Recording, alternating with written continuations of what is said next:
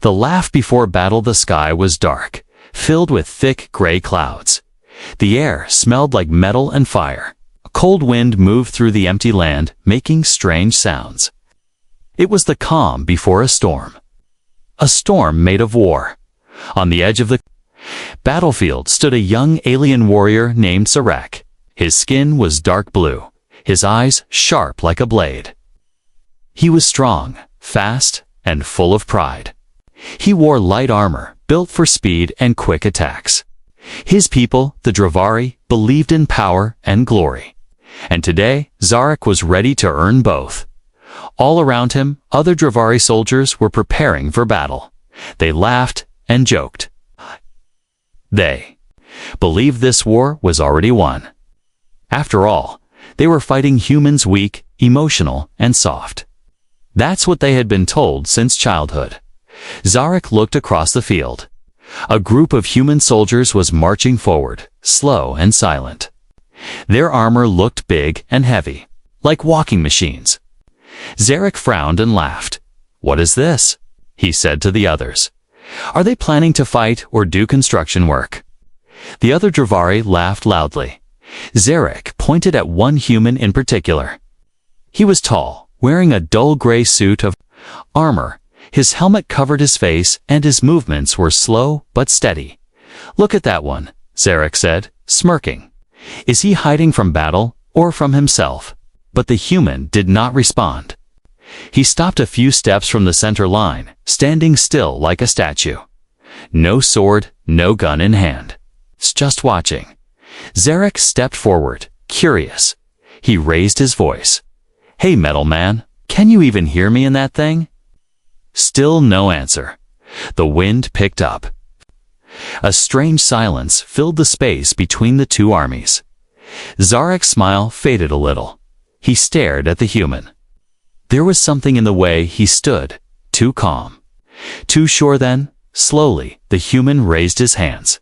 He touched the sides of his helmet. Zarek narrowed his eyes. "Is he taking it off?" The human unlocked the helmet with a soft hiss, a click, a twist. Then he lifted it off. What Zarek saw made him freeze. The human's face was covered in old scars. His eyes were cold, empty, not angry, not scared. Just calm, like someone who had seen too much. His short black hair was wet with sweat. A thin line of blood ran down from a cut near his ear. But he didn't even blink. Zarek had seen many warriors in his life.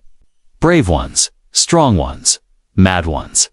But this was different.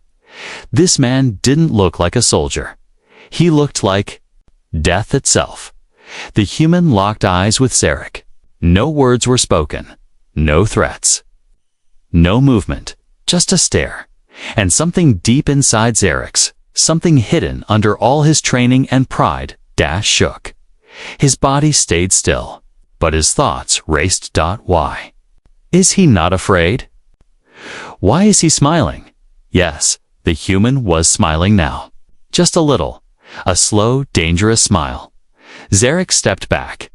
For the first time, he felt unsure. Is he crazy? One Dravari soldier whispered behind him. No, Zarek said softly. He's something else. The human dropped his helmet to the ground. It landed with a deep thud. Then he took off his chest plate. Then the arm guards. Piece by piece, he removed his armor. Underneath, he wore a thin black suit, torn and burned.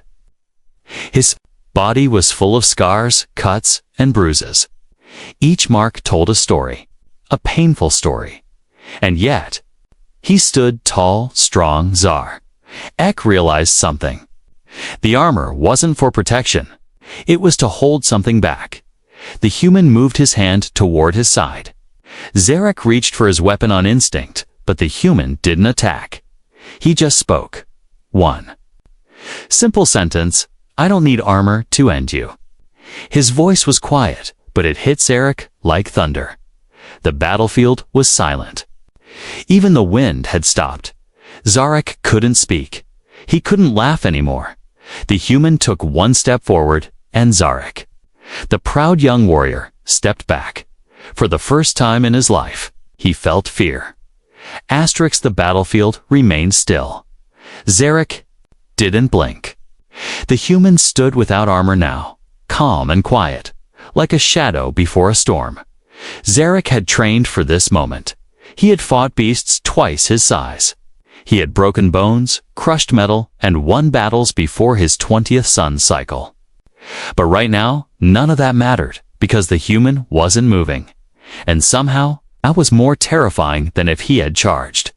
A memory from long ago, in the cold training halls of the Dravari Academy. Young warriors were taught the history of the galaxy, the rise of the Dravari Empire, the fall of weak races, and the mystery of Earth. Most instructors mocked humans. Soft-bodied and soft-hearted, they would say. They bleed too easily.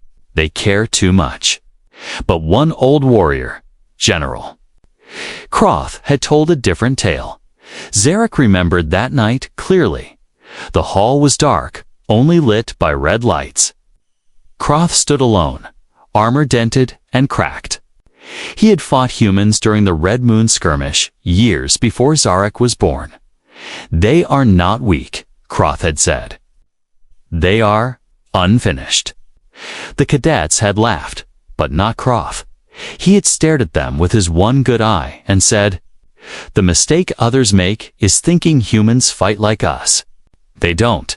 They break rules we didn't even know existed. And when they lose everything, that's when you see their true form." Back to the present.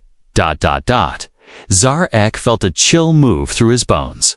The human was still walking slowly now, nords. The Dravari lines, each step made no sound, no threat. But every warrior watching took a step back. "What is he?" One Dravari whispered. No one answered. Zarek's mind was racing. He remembered another part of Croth's story. One of them lost his unit. Ambushed, alone, surrounded by 30 of our best. He didn't scream, he didn't beg, he laughed. Then he took off his armor and what followed wasn't a battle. It was a massacre. Zarek had never believed it before. But now the story felt real. The human speaks, the human finally stopped walking. He looked at Zarek. "You don't know what you're fighting," the human said, his voice dry like dust. "You think war is about weapons, training, and numbers." He pointed at his chest. "But this," he said, tapping his bare chest, "this is what wins wars." Zarek didn't reply. His throat was dry. "I saw my city burn," the human said softly. "My brother buried under rubble. My mother gone," his fists clenched. "You don't win against people like me. Because we already lost everything. We have nothing left to fear." Eyes of fire. Zarek looked into the human's eyes again. He saw no light in them. No madness, just fire. Not the kind that burns cities. The kind that burns inside, forever. And in that moment, Zarek understood something terrible. This human wasn't trying to win. He was trying to end the fight completely. This wasn't about survival. It was about revenge. Whispers in the wind far behind the lines. Alien commanders were shouting orders. Drones flew overhead. Tanks rumbled. But the soldiers near Zarek weren't listening. They were watching the human. Some stepped back. Others dropped their weapons. The fear wasn't loud. 'Twas quiet. Silent, like a virus moving from mind to mind. And it all came from one man. With no armor, a question with no answer. "Why?" Zarek asked, breaking the silence. The human turned toward him. "Why what?" he said. "Why remove your armor?" Zarek said. "You were protected." The human gave a slow smile. "It wasn't protecting me," he said. "It was protecting you." The awakening sound echoed across the field. Metal scraping metal. Another human soldier had stepped forward, He too began removing his armor, then another, and another. The alien army watched in silence, as 5 more humans took off their gear and stood tall, no shields. No helmets, just bare fists, tired eyes, and the fire of 1,000 losses. Zarek looked at them, and for the first time in his life, he didn't see humans. He saw something older, something deeper. He saw survivors, and he realized the war wasn't about planets or power anymore. It was about what breaks first, the human body or the alien mind. ChatGPT said, "The human didn't move fast. He didn't need to. Every step he took made the ground feel heavier, like gravity itself leaned toward him. His armor now lay forgotten behind him, broken and dusty. But no one on the alien side dared cross the line between them." Zarek's hands were still gripping his weapon, but his fingers felt cold. He tried to swallow, but his throat was tight. The air smelled strange, part fear, part fire. Then the human charged. Not like a warrior, not with rhythm or strategy. He came like an animal breaking from its cage. The first Dravari soldier in his path raised a spear to slow. The human grabbed it midair, twisted it, and drove the blunt end into the alien's ribs with a crack. One move, one scream, one body on the floor. The rest hesitated. That was their mistake. He moved through them like thunder, like a storm made of fists and bone. No gun, no blade, just his hands, elbows, knees. Every hit was clean. No wasted effort, just brutal, perfect violence. Zarek had never seen anything like it. Aliens with double his size, triple his strength, dropped in seconds. And the worst part wasn't that they fell, it was the silence that followed. No victory shouts, no roars, only gasps, only fear. Zarek stepped back, heart pounding in his chest like a drum. The human turned toward him. Blood ran down his knuckles. None of it was his. Zarek raised his blade. The human didn't even flinch. "I don't want to kill you," the human said. His voice wasn't angry. It was tired. Zarek's hands shook. "Then why are you here?" The human didn't answer right away. He looked around at the fallen, then at the sky, as if he was trying to remember. "Because no one listened," he said finally. The words made no sense, but they felt heavy. Zarek's grip loosened. He thought of his training, his victories, his medals. What did any of it matter now? This wasn't a soldier. This wasn't a man. This was a message. He suddenly remembered a story from a long-forgotten book band. In Dravari schools, a human soldier, alone on a distant moon, had held off 100 attackers for 10 hours with only a knife and a broken comlink. The official report called it a lie, a myth. But now, looking into this man's face, Zarek wasn't so sure. He asked the human, "What are you?" The human looked at him, not smiling, not frowning. Just ... "There, I'm the reason you tell ghost stories at night." Then he turned and walked away, leaving the battlefield behind him like a ghost who had delivered his warning. No one followed, not even Zarek. Because some battles aren't won. Some are survived, and this one wasn't about victory. It was about reminding everyone watching what happens when you corner a man who has nothing left to lose. Zarek dropped his blade, and finally understood why the human had laughed without smiling, and fought without armor. The cell was cold. Silent Zarek sat on the floor, his back against the smooth metal wall, hands chained, but not tightly. The humans didn't need to restrain him. Not really. Not after what he had seen. Across from him, through the energy field that served as a door, stood the human, no armor. No weapons, just a plain black shirt, torn at the sleeves. His arms were wrapped in old scars, some thick and twisted, others small and sharp, like knife marks. Zarek had seen battle wounds before, but these weren't from war. They were from survival. The human didn't speak. He simply stood there. Watching him, calm, eyes unreadable. Zarek broke the silence first. "Why didn't you kill me?" The human's head tilted slightly. "Would it change anything if I had?" Didn't answer. He wasn't sure how. Besides, the human continued, his voice low and dry. "You weren't fighting." "Not really." "You were, testing." Zarek frowned. "Testing what?" "Whether the stories were true." Zarek looked away. The stories. The ones the elders whispered when they thought no one was listening. About humans with fire in their veins. About rage that outlived reason. He had laughed at them once. Now he sat on the other side of the war. He looked back at the man. "You don't fight like a soldier." The human took a step closer, just outside the energy field. "Because I'm not one," Zarek blinked. "But you led them." On the field, the human shrugged. "I'm just the last one who didn't fall." A strange silence settled between them. Not awkward, just real. Zarek studied him. His face was lined, not with age, but weight. Heavy memories lived behind those eyes. Not hate, not pride. Something deeper.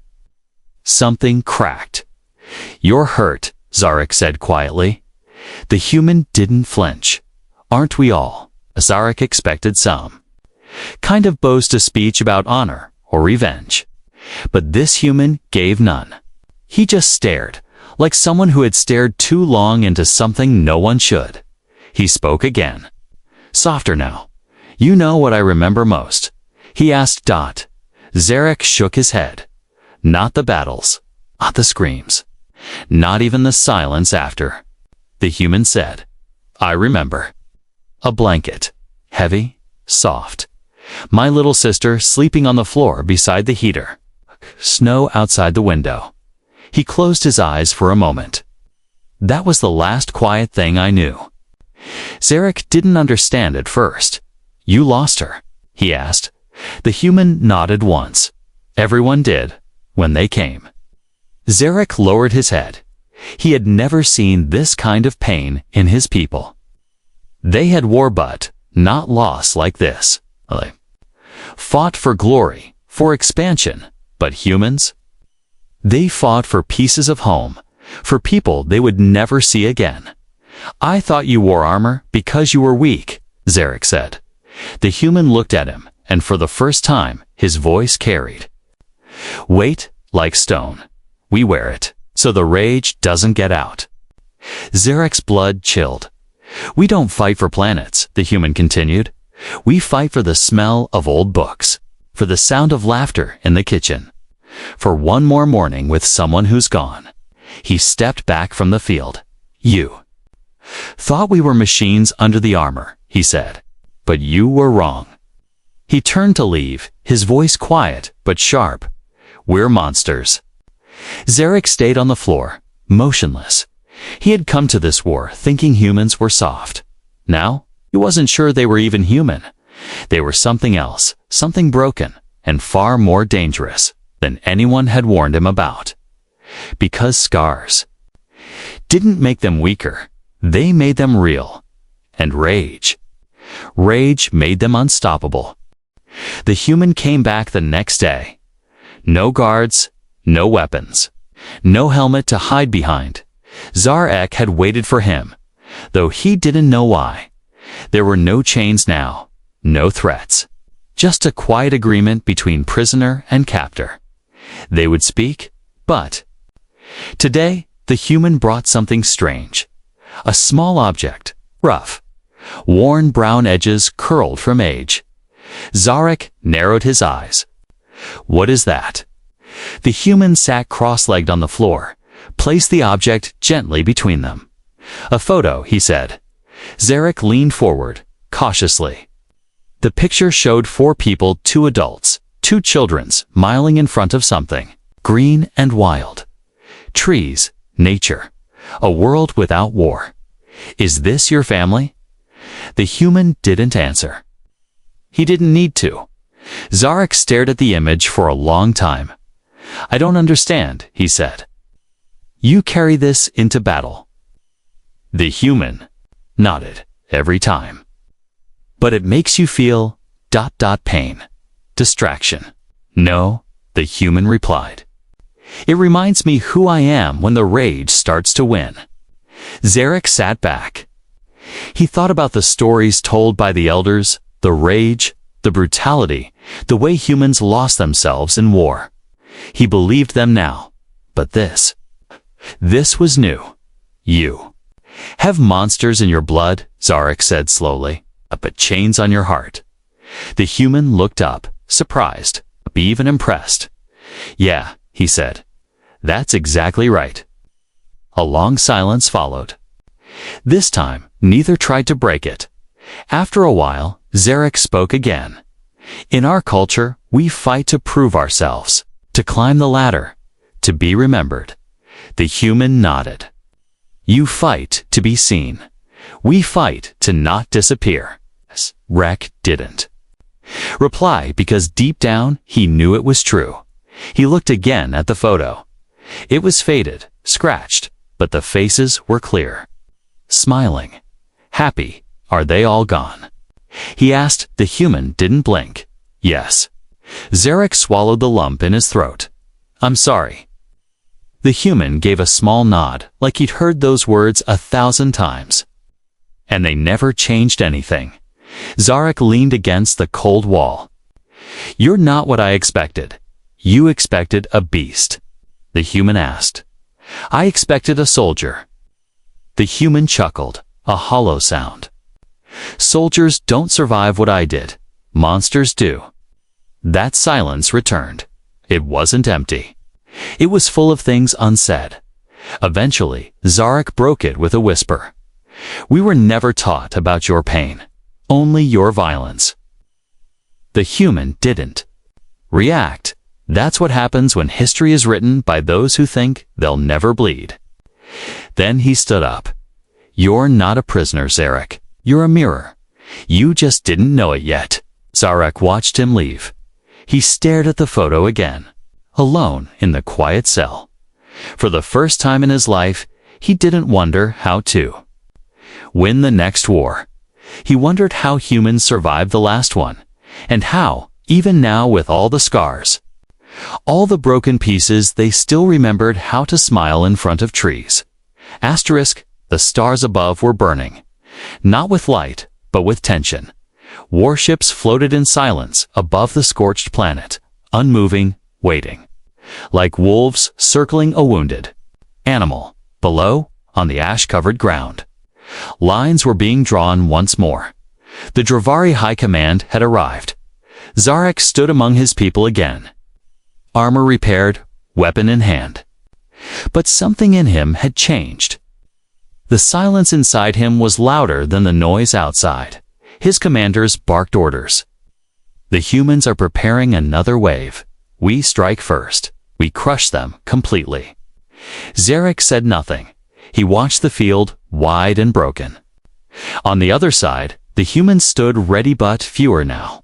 No tanks, no drones, just people. Most without armor. They didn't look like an army. They looked like survivors who refused to stay buried. Then, Zarek saw him, the human, the same man, who had broken their lines, broken his certainty, and then walked away like it had never mattered. But now, he wasn't alone. Other humans stood beside him, and they too had removed their armor. Some were young. Some were wounded. One was missing an arm. One leaned on a steel cane. But none of them looked afraid. Zarek took a slow breath. The air tasted like metal and dust. A Dravari soldier beside him scoffed. What are they doing? They're unarmed. Zarek didn't respond.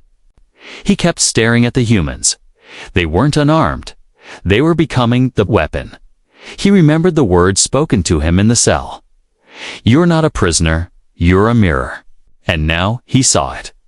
The humans weren't showing weakness. They were showing control. They were choosing not to wear armor, not to hide the pain. That was their message. We bleed, but we walk. We break, but we rise. We burn, but we keep coming. One of the younger Dravari soldiers muttered, "They're not even shielding their hearts." Zarek shook his head slowly.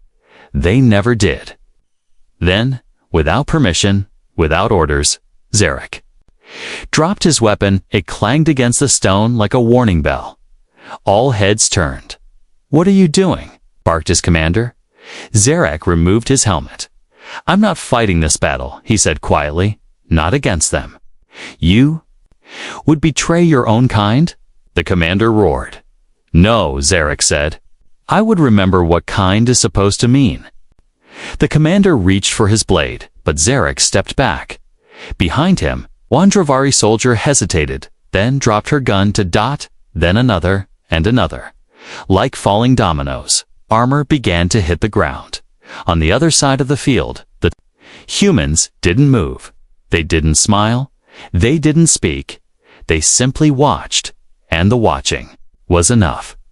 Because this war had never been about weapons. It was about Will and Zarek. Once proud, once loud. Now understood what true power looked like. Not muscle, not tech, but the decision to carry your pain into the fire, not let it destroy who you are. The Dravari line broke that day, not from fear, but from realization, and in the silence that followed, one thought moved like lightning through both sides. They don't win because they're stronger. They win because they refuse to lose. The ground didn't shake. There was no explosion, no sudden roar of engines, no call to charge, just silence. But it was the kind of silence that comes before something breaks. In the heart of the battlefield, between two armies frozen in uncertainties, dude. One human. Not the same man Zarek had faced before. This one was older, slower. His armor was scratched, faded, like it had survived 100 battles and been repaired by hand. He walked alone, no weapon in hand, no flag raised, just a quiet, deliberate pace that made every Dravari warrior shift nervously, though none dared admit it. Zarek stood at the front of the Dravari ranks again, but not as the same warrior who once laughed at a human's armor. That Zarek was gone. He knew now, when a human walked into a battlefield alone, something important was about to happen. The old man stopped at the center line, looked around, took a breath, deep and long, like he was tasting the air one last time. Then he removed his helmet. No sound. Just that one quiet motion. He placed it on the ground with care, like it was something sacred. Then he took off the chest plate. Then the gauntlets. His armor fell away, one piece at a time, and beneath it, scars. So many scars, not just wounds of war but burn marks, medical seals, bone replacements. His body had been broken and rebuilt more times than it should have survived. He stood shirtless, his chest rising and falling slowly.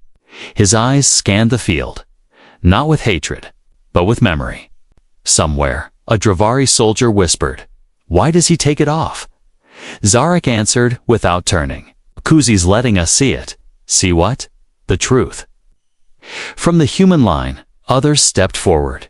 Not many, just 5. Each removed their armor silently. And there, for the first time in generations, the Dravari saw something terrifying. The human body, soft, torn, flawed, exposed, but unbent. Unashamed, unbreakable, Zarek's commander stepped forward. Prepare the charge. But no one moved. Because now the field didn't feel like war. It felt like something else. Like a message written without words. The humans didn't yell, didn't raise weapons, didn't scream about victory. They just stood there wounded, breathing, alive. Daring anyone to try and take that away. Zarek took a step forward, his voice low. "You don't understand. They're not here to win. the commander snarled. Then what are they doing? Zarek looked across the battlefield. They're here, to be seen. And slowly, it began. One by one, the Dravari began lowering their weapons. Some dropped them. Others simply stared, unable to look away from the humans who had nothing left to prove. Because in that moment, it became clear. Armor wasn't what made humans strong. It was what they were without it. A force not built from steel or strength, but from memory and pain, and the quiet refusal to kneel. That day, the battlefield did not burn. It didn't end in screams or fire. It ended with silence, and the image of bare-chested humans standing in the open, scared, scarred, and still. Unshaken, that image burned deeper than any weapon. It became a story, a warning, a truth whispered across galaxies. Fear their weapons if you must. Fear their machines. But if they take off their armor, run.